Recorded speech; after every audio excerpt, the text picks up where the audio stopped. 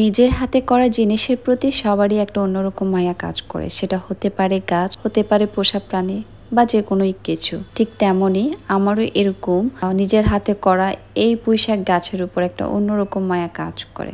আসসালামু আলাইকুম, আমি ফারজানা আরও একবার ওয়েলকাম করছি আমার পেজ ফারজানাস এভরিডেতে। আশা করছি সবাই ভালো আছেন, আমিও আলহামদুলিল্লাহ বেশ ভালো আছি।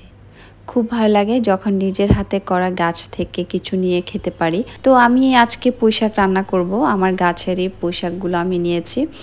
আর এখন হচ্ছে আজকে আমার ছোট ননাসের বাসায় আমি খাবার পাঠাবো, কারণ হচ্ছে আমার ছোট ননাস হজে গিয়েছেন। তো ওনারা হাজব্যান্ড ওয়াইফ হজে যাওয়ার কারণে ওনাদের বাচ্চাদেরকে দাদুর বাসায় রেখে গেছে। ভাবলাম দুটো বাচ্চা একা কিছু রান্না করে পাঠাই। তো এখানে প্রথমে আমি গরুর মাংস রান্না করছি। আর আমি এখানে নর্মালি যা মশলা ইউজ করা হয়, আদা রসুন পেঁয়াজ বাটা হলুদ মরিচ দেন হচ্ছে গরুর মাংসের যে মশলাটা আছে, এইসব কিছু দিয়ে আমি এটা হাতেই মাখবো। হাতে মেখে আমি এটা চুলায় বসিয়ে দিব। নর্মালি হাতে মাখা যে কোনো জিনিসই কিন্তু খেতে খুব ভালো লাগে, তার মধ্যে বিশেষ করে হচ্ছে গরুর মাংস আর হচ্ছে লইট্টা মাছ, এই দুটো অবশ্যই একদিন হাতে মেখে ট্রাই করবেন, খুব ভালো লাগবে।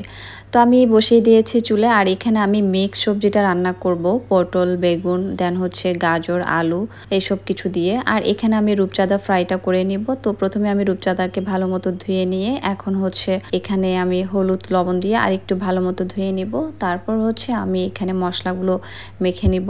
এদিকে আমি সবজিটা বসিয়ে দিচ্ছি। প্রথমে চিংড়ি মাছ দিয়ে সবজিটা একটু কষিয়ে নিব, দেন হচ্ছে আমি সবগুলো সবজি দিয়ে নিব। তো এদিকে আমার এক পাশে গরুর মাংস আরেক পাশে সবজি বসানো শেষ। আর এখন আমি রূপচাঁদা মাছটা ফ্রাই করব।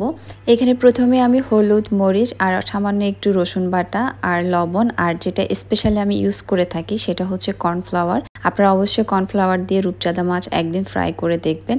আর এখানে আমি মাছের যে মশলাটা আছে রাঁধুনি প্যাকেটের, ওটা ইউজ করেছি। আরেক পাশে আমি ডিম সিদ্ধ করে নিয়েছিলাম, ডিমটাকে একটু লালচে করে আমি ভাজি করে নিব। রান্না করতে করতে একটা কথা অবশ্যই বলতে চাই, সেটা হচ্ছে শ্বশুর বাড়িকে আপনি যত ক্রিটিক্যালি চিন্তা করবেন ততই কিন্তু আপনি লাইফে কষ্ট পাবেন।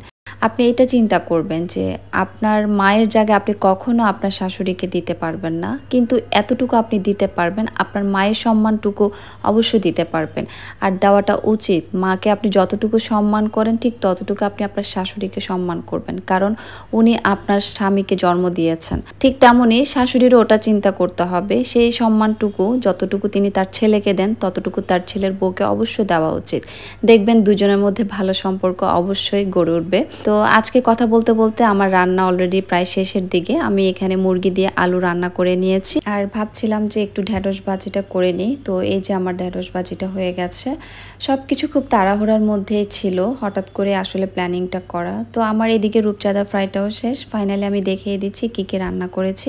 আজকের মতো ভিডিও এতটুকুই। সবাই ভালো থাকবেন, সুস্থ থাকবেন। আর আমার ভিডিওটা ভালো লেগে থাকলে অবশ্যই লাইক দিবেন। আল্লাহ হাফেজ।